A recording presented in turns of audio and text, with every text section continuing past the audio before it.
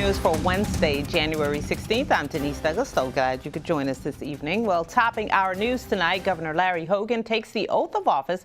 He is only the second Republican governor in Maryland's history sworn in for a second four-year term. Hogan began the day with a private prayer service before an official swearing in at noon in the Senate chamber. An hour-long ceremonial inauguration followed on the State House lawn. Patricia Vallone has the details. Cannons rocketed downtown Annapolis and jets flew through the sky. It was all part of the second inauguration of Larry Hogan, the 62nd governor of Maryland. I still believe that what unites us is greater than that which divides us.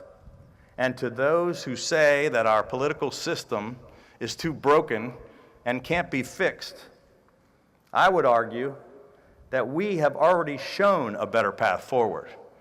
And if we can accomplish that here in Maryland, then there is no place in America where these very same principles cannot succeed.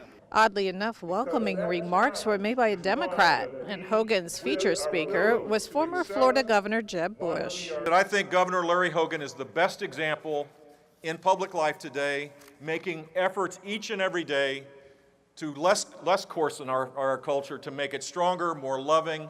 And if we can do that, then all the problems of dysfunction in Washington, D.C. will matter not. The voters throughout the state are positively reaffirming their trust in your leadership. They're also saying that they believe in your willingness to continue to work across party lines. Now, Lieutenant Governor Boyd Rutherford was sworn in as well today.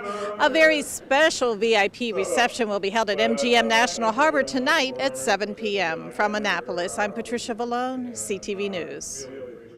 Thank you, Patty. Inaugurations are usually held on the State House steps, but this year's ceremony was moved to the northwest lawn due to construction on Lawyers Mall.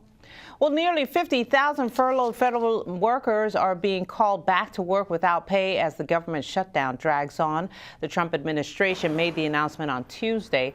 About 800,000 workers have been affected by the partial closure of the government. Workers are being called back to disperse tax refunds, oversee flight safety, and inspect the nation's food and drug supply. This is the 26th day of the shutdown, which started after the president and lawmakers could not reach an agreement over the budget. Meantime, more than 80 members of Congress are refusing or donating their paychecks during the shutdown. Representative Dutch Ruppersberger and David Trone, both from Maryland, are among them.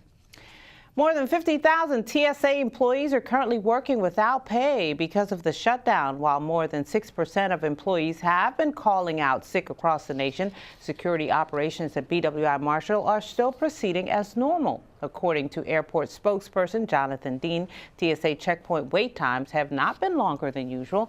Passengers who arrived early for flights agree. It's not busy, but I came early just in case TSA would have been crowded and if it was taking a long time because of that. When I was flying out of Grand Rapids, it was pretty easy and smooth, and I've just done my best to try and be nice to them. I haven't had a problem. These people are doing fantastic.